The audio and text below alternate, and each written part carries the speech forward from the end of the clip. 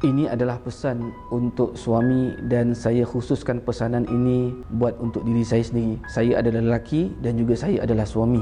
Di dalam Al-Quran dan di dalam pesanan-pesanan yang Rasulullah sampaikan, bila bercakap tentang suami, kita sebagai seorang suami, ada satu darjat yang diletakkan sangat tinggi dalam rumah tangga, sehingga ketaatan tu yang Allah letak pada isteri mesti taat pada suami. Begitu sekali Allah letak. Kerana apa? Kerana kita ni memegang satu title, satu nama yang namanya itu adalah suami.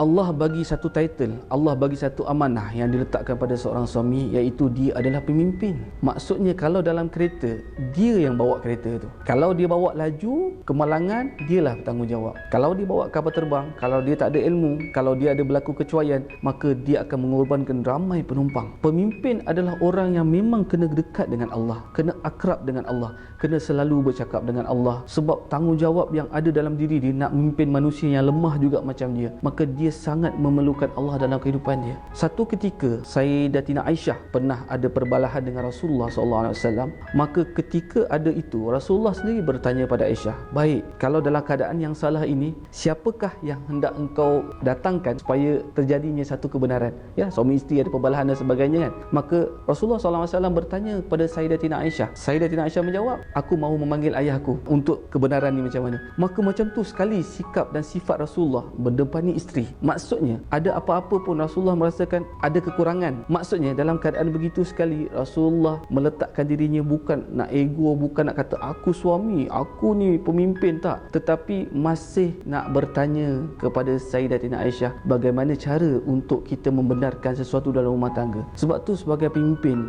macam yang disebutkan daripada awal tadi, kita memang kena sangat akrab dengan Tuhan. Kita memang kena bercakap dengan Allah. Kita kena minta Allah pandu kita, dan orang yang pertama akan dipertanggungjawabkan dalam kehidupan kita adalah anak isteri kita. Jadi bayangkan hari ini kita sendiri sebagai suami duduk dan tinggal di akhir zaman yang berlaku macam-macam godaan dan kejahatan yang ada pada isteri dan juga anak-anak. Apakah kekuatan yang kita ada untuk menyelamatkan mereka, untuk memimpin mereka, untuk bersama dengan mereka? Tak ada. Melainkan kita hanya perlu kepada Allah, sangat perlu kepada Allah. Maka hari ini kalau kita benar-benar nak jadi seorang suami yang sebagai pimpin yang diikuti oleh anak dan isteri, kalau kita hilang Allah, maka kita akan kehilangan anak isteri. Kalau kita jauh daripada Allah, maka kita akan lihat anak isteri kita memang jauh sangat dengan kita. Kalau kita orang yang tak pernah mementingkan dalam soal sembahyang, ibadah dan sebagainya, maka kita akan lihat itu kepada anak isteri kita. Tolonglah wahai suami, pesan ni untuk kita di akhir zaman. Kalau kita tinggalkan Allah, kalau kita jauh daripada Allah, kalau kita rasa kita adalah orang yang sangat betul, kalau kita rasa semua benda yang kita boleh buat, kalau kita rasa semua adalah dengan kuasa aku, satu hari nanti